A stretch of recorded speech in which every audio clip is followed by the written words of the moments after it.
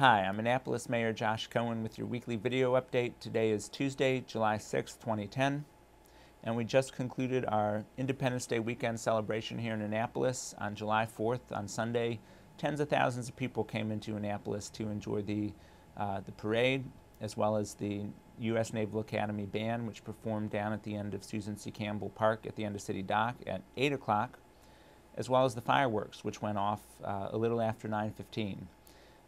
The weather cooperated. I remember one year, about 4 years ago, right as the parade was about to kick off, the skies opened up and we had to cancel the whole parade. But this year, the weather was gorgeous. The fireworks, even though they weren't as extravagant as in past years due to budget constraints, they still went off beautifully.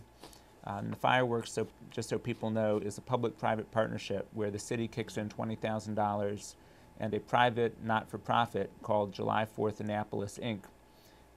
Receives business contributions, and to date it's received a little over $8,000 worth of business contributions, as well as from residents in the community to pay for the fireworks. I'd like to thank some of the city staff who organized the whole day's events. Any event like this that requires so much coordination requires a tremendous amount of work up front, and it's usually never noticed if it goes off well, like it did. Janelle Murph, the city's special projects coordinator, along with our Recreation and Parks Director, Leanne Plummer, both did a fantastic job organizing all these moving parts. Our acting harbor master, Flip Walters, took care of all the water-based activities. And in a side note, revenues from our docking and mooring fees for the month of June were better than any month on record in the city of Annapolis, all of which helps our bottom line this fiscal year. So again, thanks to everybody who helped put together a very successful July 4th holiday weekend here in Annapolis. Second update is last week I had the honor of swearing in our new Deputy Fire Chief as well as Director of Emergency Management, Kevin Simmons.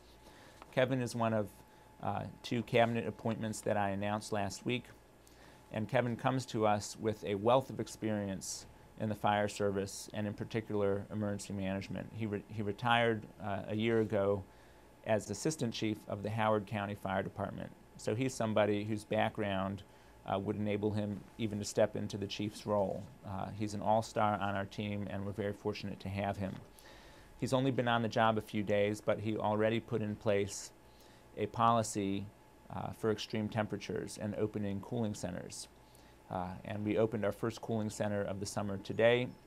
The rule is whenever the heat index exceeds 105 degrees, meaning the combination of the temperature and the humidity, when that exceeds 105, we will open a cooling center. And today we open cooling centers at both the Pitt Moyer Recreation Center at Truxtun Park, as well as the Bates Senior Center.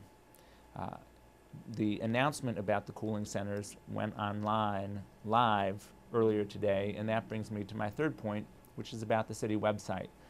For those of you who have not yet been on the city website, the city recently launched a completely overhauled website, which was the result of more than a year's worth of work from many city employees. Our city's web team is led by our webmaster, Inna Young. It also includes our Public Information Officer, Phil McGowan, Rhonda Wardlaw, as well as employees from every department in the city. And I think you will find the website much more user-friendly, much more attractive, much more easy to use, with information much more readily accessible. So the announcement about the cooling centers is just one example of information that is updated in real time.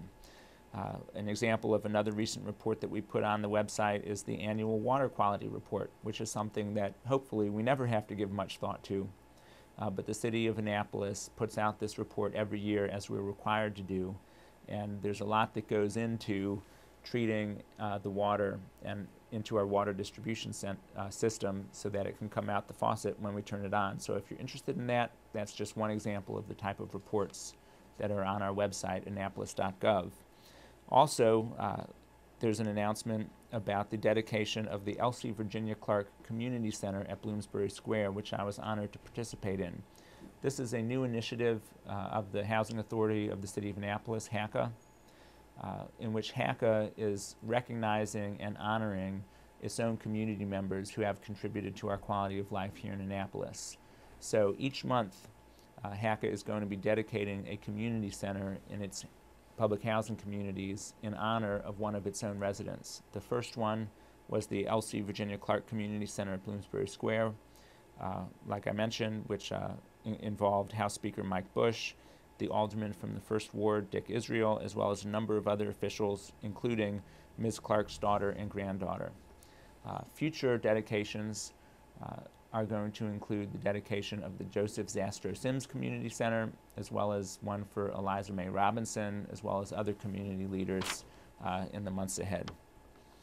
So those are examples of the kinds of announcements and videos that are on the website. We're looking for ways to improve it, make information more accessible, make City Hall more transparent. There's going to be a lot of information that I'm going to be posting online in the months ahead as far as contracts and performance measures, so that you, the voters, can hold your city officials accountable for how well we're doing our job. But in the meantime, any suggestions about the website, please call our Office of Management and Information Technology at 410-263-7999, or you can call our Public Information Office at 410-263-1183. So those are the updates for this week. As always, you can reach me by emailing mayor@annapolis.gov. You can call 410-263-7997, and you can visit my blog mayorcohen.com and leave a comment. Thank you for watching.